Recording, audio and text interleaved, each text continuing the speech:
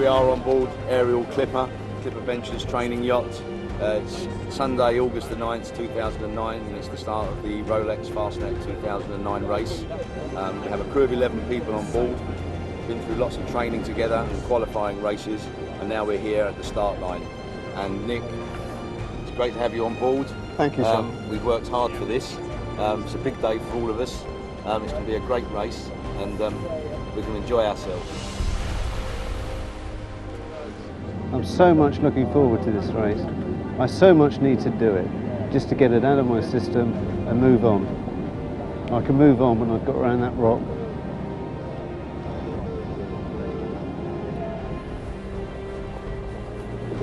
There's Grimalkin. Look at her. Classic design, totally different to today's design. She's got a typical IOR design. Dangerous in the seaway, but a pretty boat for the sailor. Tough little boat. She saved my life, certainly. She looks fantastic. She really does. Looks fantastic.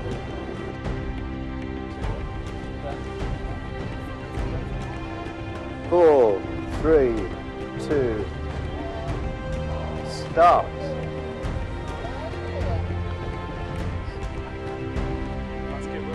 Brilliant start. Now we've got to discuss, and Simon's got to discuss, whether he's going to trust us with a spinnaker. But this is so good. It's a glorious day, and it reminds me so much of 30 years ago. So my thoughts now are very much with, you know, Jerry and David and everyone that was lost. But this is great, and this is why I came out here to do it, just to enjoy it and celebrate it and commemorate it for them.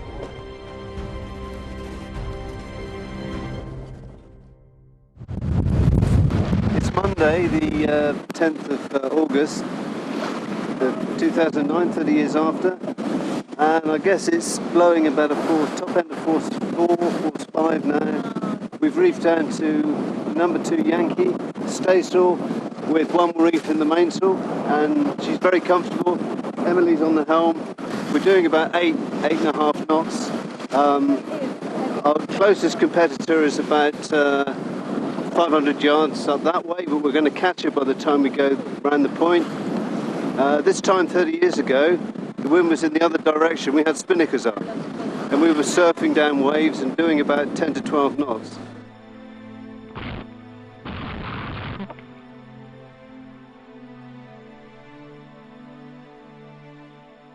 Well, here we are. This is about, let's say, 9:30 at night. The waves were building, and it was getting increasingly bad. The wave heights were unbelievable. I mean, 60 feet high as blocks of flats, and you just couldn't hear yourself, and we couldn't see one another at that time. We were knocked down flat at least 6 or 7 times, and the last time we were knocked down, again, the skipper had gone down to Mayday. I was woke up in the water after that, and I just didn't know what had happened.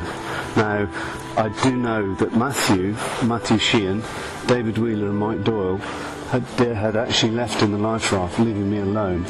Now, they had a decision to make, which was that they thought myself and Jerry were dead.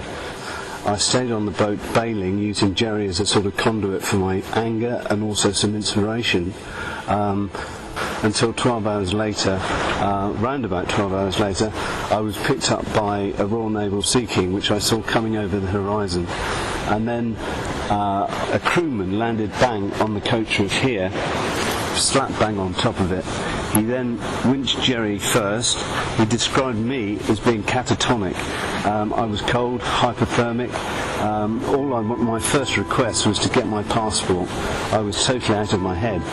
I was lifted back into a helicopter and flown to RNAS Cardrose in Cornwall.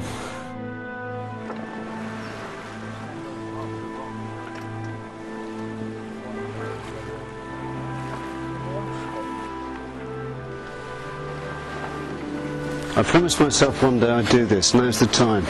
This is for 15 friends and 2 very good ones.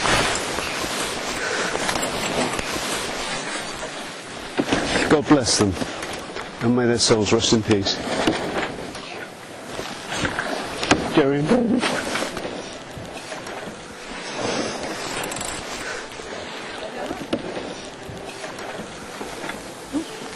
and what a rock, and what a day with a fantastic crew.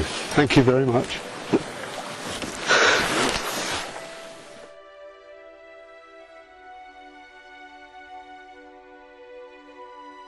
Now I've finally done it, perhaps I can get on with my life. I hate the word closure, but you know, it's that sort of thing.